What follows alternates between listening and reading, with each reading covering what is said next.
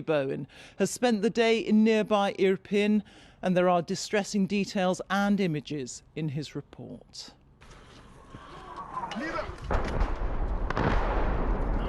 Russian shelling might break Ukraine's will to fight, but not yet.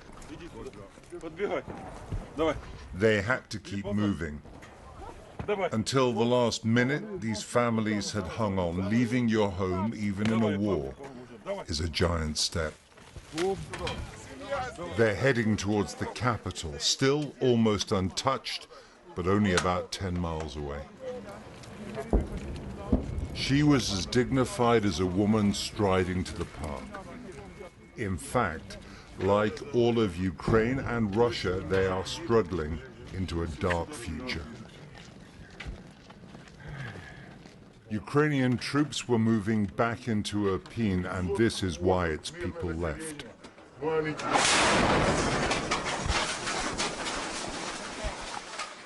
Journalists tried to help the casualties. A family, mother, father, and 2 children were killed by another shell. This was inside the town, Russia's target as it tries to revive its offensive. The civilians are getting out over what's left of a bridge that was blown to slow down the Russians if they take Irpin. Civilians are supposed to be protected by the laws of war. Russian shells were very close. Good luck, huh? Stopping was not an option. I'm okay, she said. Keep going. A disabled man couldn't make it up the steep riverbank on his own. There's a fair amount of incoming fire coming into this now. Artillery fire. There are loads of civilians around. Families coming out. There's a lady there with her dog following on. This is the edge of the town that the Russians have got to. Civilians were in the firing line, but the Russians might have been trying to knock out nearby active Ukrainian artillery. Casualties and evacuees were taken to an assembly point in a suburb about a mile away.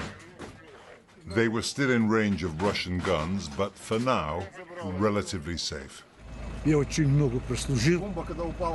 Vladimir, 85, a 30-year veteran of the Soviet army, got his family out. I served for many years, he said. Right now, I tear those fascists into pieces. They're killing people for no reason. That's what's really painful.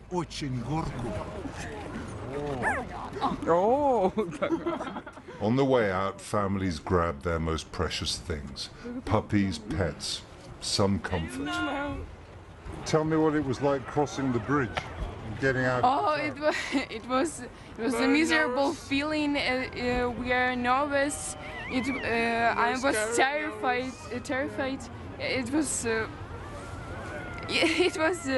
the horrible way. They moved on into the capital. This was a terrible day, but the Russian military is operating on half power. If it can build up full momentum, there will be many days worse than this. Jeremy Bowen, BBC News.